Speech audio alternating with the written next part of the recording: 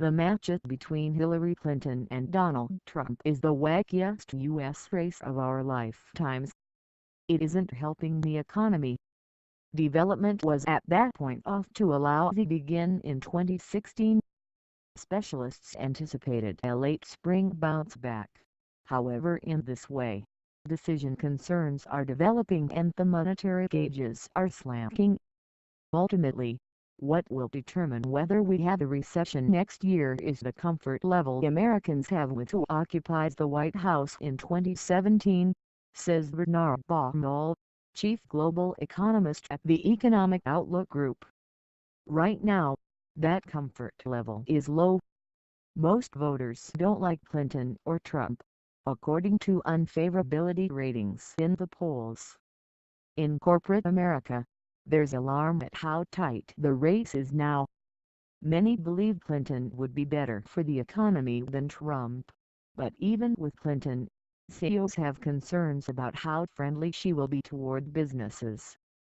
Just take a look at what CEOs of America's top companies are saying lately. U.S. businesses are concerned. Nearly 20% of the S&P 500 companies mentioned the presidential election in their latest quarterly earnings call as a red flag. It seems as though every time things begin to settle, something else happens, like Brexit or the dynamics of the upcoming U.S. election. To underscore that there's nothing normal about the new normal, there's a presidential election. I think has some very unique characteristics that could be affecting the mindset of middle America consumers, said Signet Jewelers CEO Mark Light on August 25. I think the election here in the United States is a level of uncertainty that's probably unsettling consumers right now, said Arthur Peck, CEO of Gap GPS on September 7. The Trump wild card. A simple recipe powers the U.S. economy. People and businesses have to go buy stuff. Then they do. America prospers. Then they don't. America suffers. The great fear is that the chaos of the election will cause Americans to keep their wallets shut.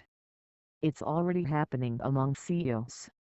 Yes, businesses are still hiring workers. U.S. job openings are at the record high, but companies aren't spending much on new equipment and research.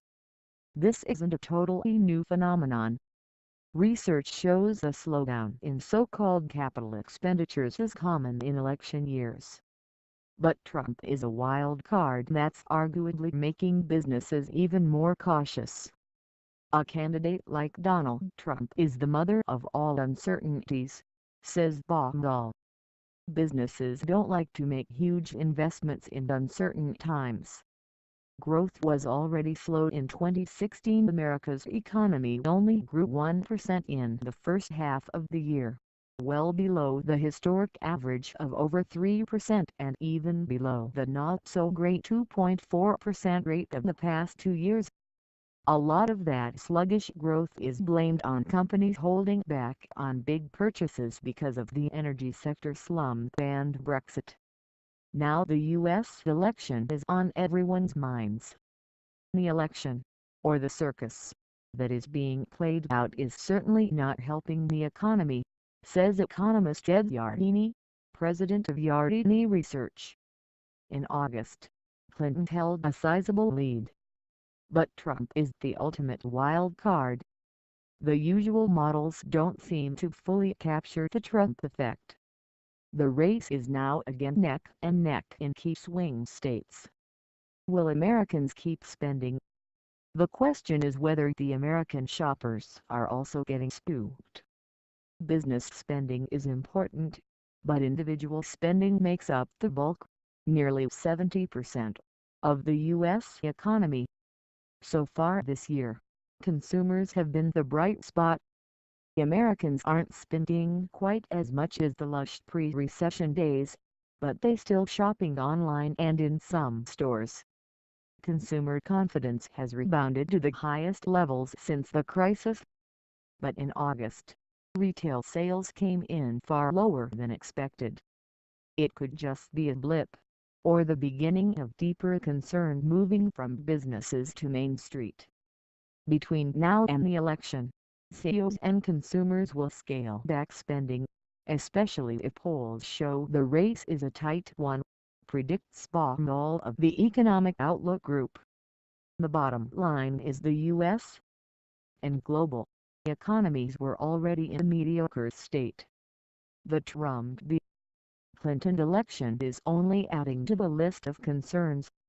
The Federal Reserve is expected to hold off on raising interest rates today because of the unease, although the Federal doesn't like to admit it takes U.S. politics into account. It's only one more ingredient, but, unfortunately, it's an ingredient in a very poor stew, says Swak of DS Economics. Clinton far better for economy than Trump.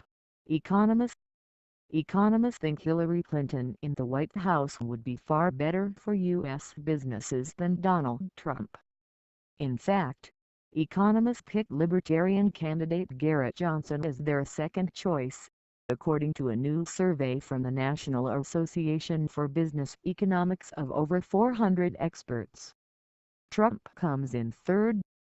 The majority, 55%, choose Democratic nominee Hillary Clinton, followed distantly by Libertarian nominee Garrett Johnson 15% and Republican nominee Donald Trump 14%, says Lavorthan Henry of the NABE.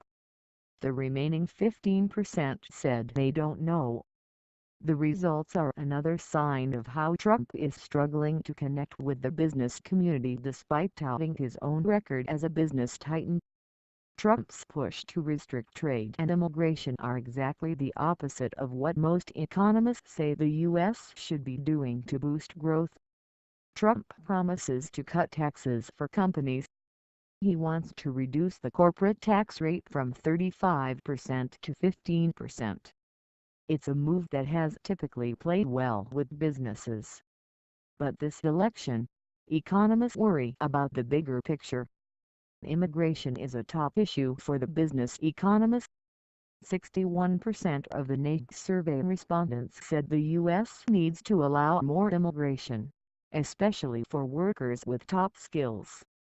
Clinton has a plan to increase highly skilled immigration, the so-called H-1B visa program. She also wants to create a route to citizenship for immigrants in the U.S. illegally. A large majority of economists, 65%, also say the next president has to be more open to free trade, exactly the opposite of what Trump has been preaching on the campaign trail. Related, Hillary Clinton's economic plan. Trump has been clear that he thinks America is a loser on trade and that the U.S. needs to fight back against China, Mexico and others.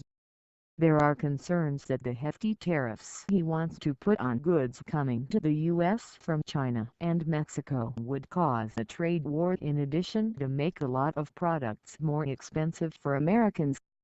NABE surveyed over 414 economists who work in all different industries, from construction to finance, from July 20 to August 2. While NABE members favor Clinton to lead the economy, they say overall uncertainty from this election is holding back U.S. economic growth. Trump once had a sizable lead over Clinton when voters were asked which candidate would be better at handling the economy. That has evaporated after the conventions.